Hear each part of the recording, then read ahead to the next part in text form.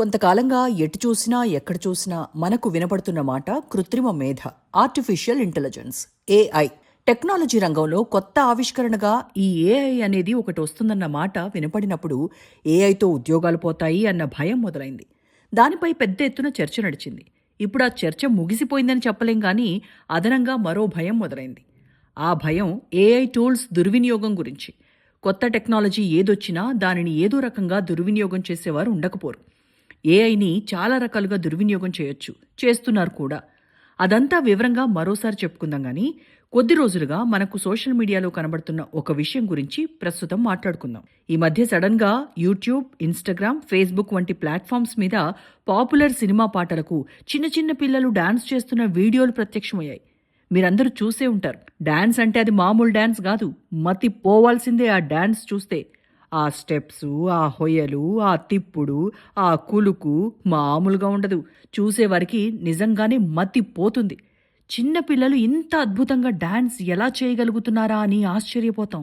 సినిమాలో ఒరిజినల్గా ఆ పాటకు డాన్స్ చేసిన హీరోనో హీరోయినో అంత బాగా చేసుండరు. ఎంత గొప్ప డాన్సర్లకైనా చాలా కష్టంగా అనిపించే స్టెప్స్ మంచినీళ్లు తాగినంత సునాయాసంగా చేసేస్తున్నారు మన పిల్లలు. సోషల్ మీడియా వేదికల్లో ఎక్కడ చూసినా ఇవే వీడియోలు.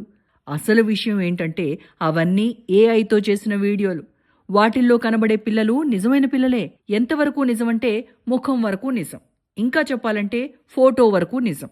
అవును, పిల్లల ఫోటోల ఆధారంగా ఆ వీడియోలు తయారవుతున్నాయి. వీటి కోసం ప్రత్యేకించిన ఏఐ టూల్స్కు ఒక పిల్లవాడి ఫోటో ఇచ్చి ఫలానా పాటకు డాన్స్ కావాలి అంటే చాలు, నిమిషాల్లో వీడియో రెడీ. సోషల్ మీడియా వేదికలపై పోస్ట్ అవుతున్న ఈ వీడియోలు ఎక్కువ భాగం తల్లిదండ్రుల సరదా కోసం తయారైనవే. నిజానికి ఏఐ సహాయంతో తయారైన కంటెంట్ ఏదైనా కానీ, వీడియో అయినా ఫోటో అయినా, అది ఏఐ కంటెంట్ అని చూడగానే అందరికీ కనబడేటట్లు దానిపై రాయాలి. కానీ ఈ పిల్లల డాన్స్ వీడియోలో ఎక్కువ భాగం ఆ సంగతి చెప్పడం లేదు. అయితే ఇక్కడ చర్చనీయాంశం అది ఏఐ కంటెంట్ అన్న మాట చెబుతున్నారా లేదా అన్నది కాదు. అసలు అలాంటి కంటెంట్ తయారు చెయ్యొచ్చునా అన్నదే. చేసి పబ్లిక్ ప్లాట్ఫామ్స్పై పోస్ట్ చెయ్యొచ్చా అన్నదే. మీరు ఇంటర్నెట్లోకి వెళ్ళి కిడ్స్ డాన్సింగ్ వీడియోస్ అని కొట్టి సెర్చ్ చేయండి. ఉచితంగా నిమిషాల్లో వీడియోలు తయారు చేసుకోండి అంటూ బోలెడు వెబ్సైట్లు ప్రత్యక్షమవుతాయి. చిన్నపిల్లల కంటెంట్కు నెట్లో చాలా ఎక్కువ ఆదరణ దొరుకుతుంది. ఆదరణ ఎక్కువ ఉన్న వీడియోలు వైరల్ అయ్యే అవకాశాలు కూడా ఎక్కువే. కాబట్టి రీల్స్ తీసే అలవాటు ఉన్న తల్లిదండ్రులు ఈ పిల్లల డాన్స్ వీడియోలు మొదలుపెట్టారు. సంబంధం లేనివారు కూడా వీటిని తయారు చేసి పోస్ట్ చేస్తున్నారు. దాంతో కాంటెంట్ క్రియేటర్లు దీనికి సంబంధించిన టిప్స్తో వీడియోలు చేసి వదలటం కూడా మొదలైంది. ఇంటర్నెట్లో ఒక వేలం వెర్రి మొదలైతే అది ఎలా రకరకాల షేపులు తీసుకుంటుందో తెలుసుగా. పిల్లల డాన్స్ వీడియోలకు సంబంధించి ప్రస్తుతం అదీ పరిస్థితి. ఇది సంతోషించదగిన విషయమేనా? మన పిల్లవాడి ముఖంతో యానిమేషన్ బొమ్మ ఒకటి ఒక హిందీ సినిమా పాటకో తెలుగు సినిమా పాటకో డాన్స్ చేయడం, ఆ వీడియో పబ్లిక్ డొమైన్కు ఎక్కడం, ఇందులో అసహజమైనదేం లేదా? సినిమాల్లో డాన్స్ ప్రధానమైన పాటల సాహిత్యం ఎలా ఉంటుందో మనకు తెలుసు. అలాంటి పాటలకు మన హీరో హీరోయిన్లు చేసే డాన్సుల్లో ఎలాంటి భంగిమలుంటాయో ప్రత్యేకంగా చెప్పక్కర్లేదు. సింపుల్గా చెప్పాలంటే ఆ పాటలను అడల్ట్స్ కంటెంట్ అని చెప్పొచ్చు. అలాంటి పాటలకు మన పిల్లలే డాన్స్ చేసినట్లు భ్రమింపచేసే వీడియోలు తయారు చేయడం ఏ విధంగా సముచితం?